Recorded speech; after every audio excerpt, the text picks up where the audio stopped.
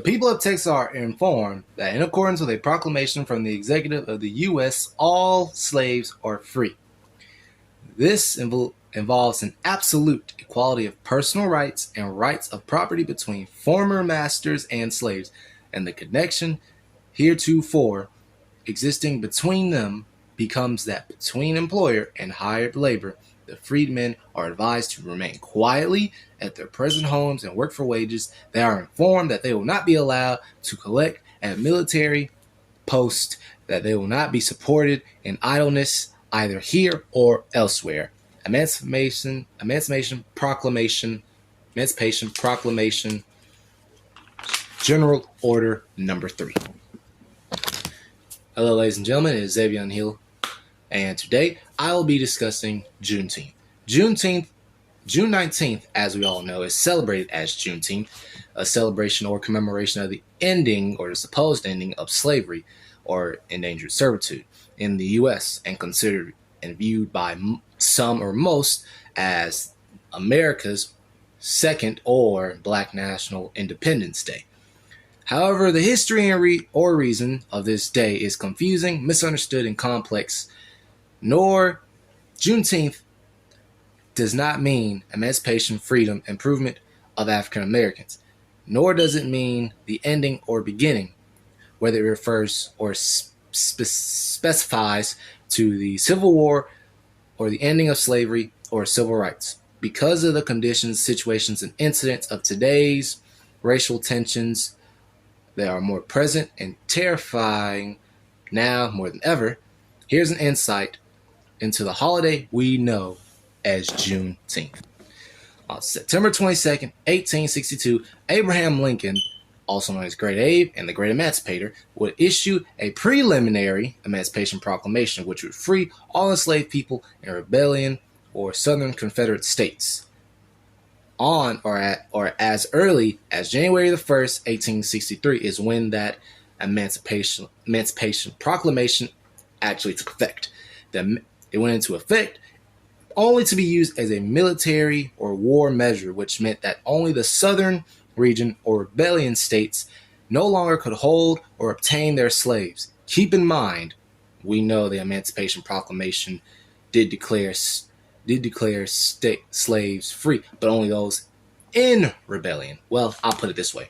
The southern border, to even the state of Texas, to even some that were undecided, would no longer hold slaves. They would be forced to give up their slaves, or the slaves would have to find freedom on their own.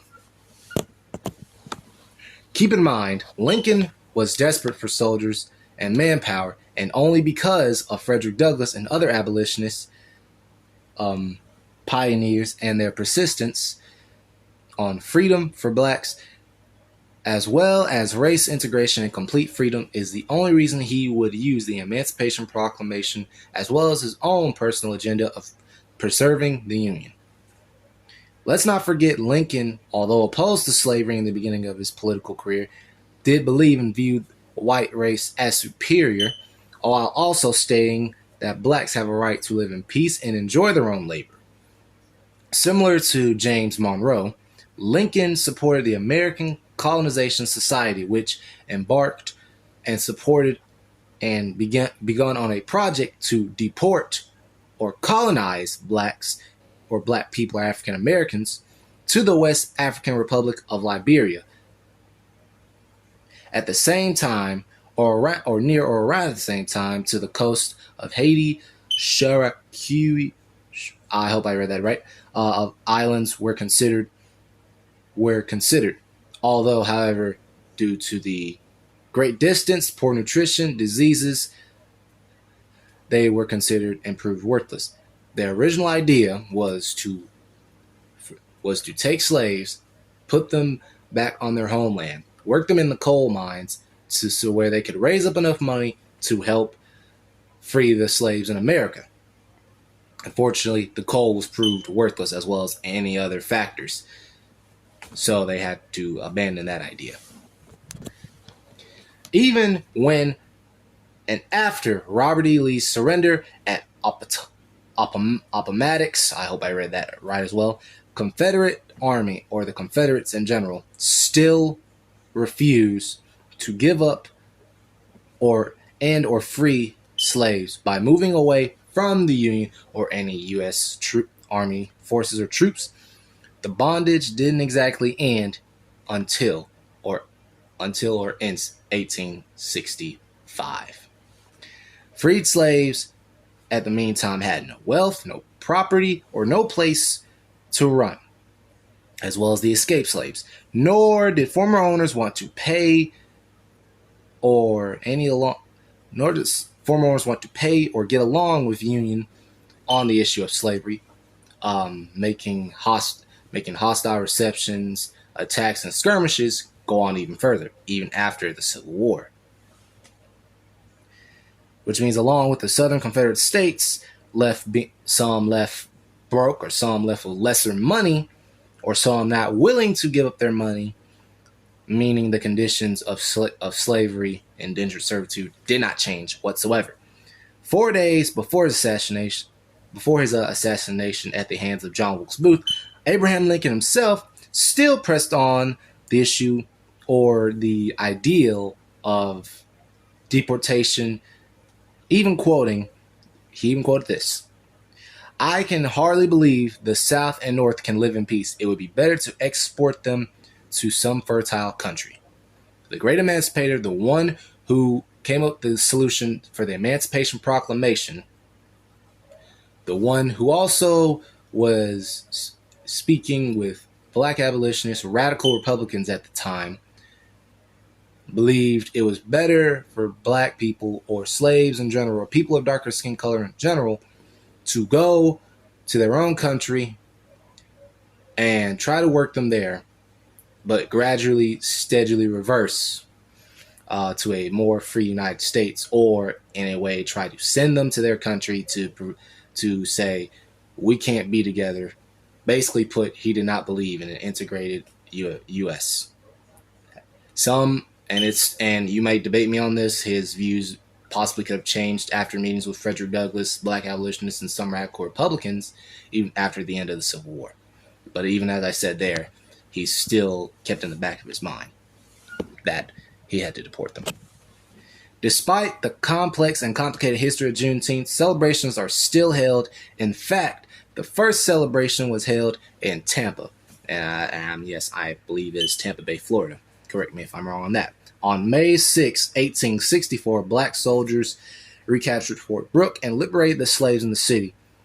Consequently, it was with the passage and ratification of the 13th Amendment, as well as the Emancipation Proclamation issued, that across the bay in St. Petersburg, celebrations were sponsored by black churches, civil or civic organizations, worship services, marching bands, literary programs, and speeches by guest speakers. I'm open to anybody who wants to drop in the comments of any of the guest speakers.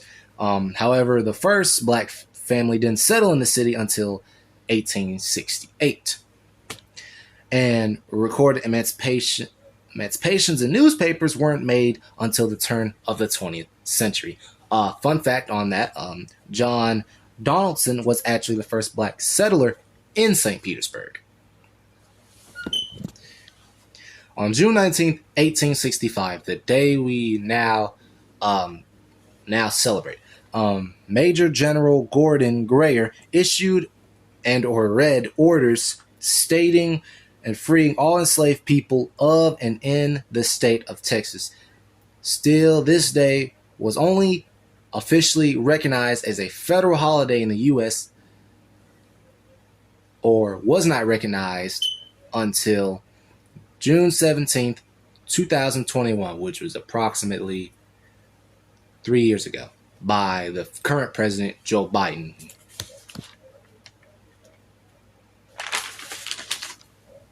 Each city and country and state celebrate Juneteenth or Emancipation Day, as some might even call it, as their own. It differs depending upon three things. For some states, it was when the troops arrived to liberate them For some, it was when hostilities ceased altogether, or for some, or it was when enslaved people chose to take freedom into their own hands and liberate themselves. If you're, oh, by the way, if you're wondering where I got this information from, my three sources, my three links, I will keep in the description below. One of them is St. Petersburg, us.edu. Another one is WashingtonPost.com, and another is Prologue Blogs Archives.gov. I will put the titles of the three links that I've read from. Happy Juneteenth for all those who celebrate it. For me, Juneteenth has always been it's been an exceptional holiday. At the same time, it shows that it still shows that we are a long way from progress ever being made. For it to be after Robert E. Lee's surrender, for even Abraham Lincoln, 4 days even before he was assassinated, he still thought of deportation. After Robert E. Lee's surrender, there was still battling going on. June 19th wasn't recognized as June 19th until the 21st century. Correct now, like I said, be free to correct me on some statements or anything that I am wrong or anything that I didn't give enough information about. I did write this down. I did read from it in my notebook. I'm also set to go.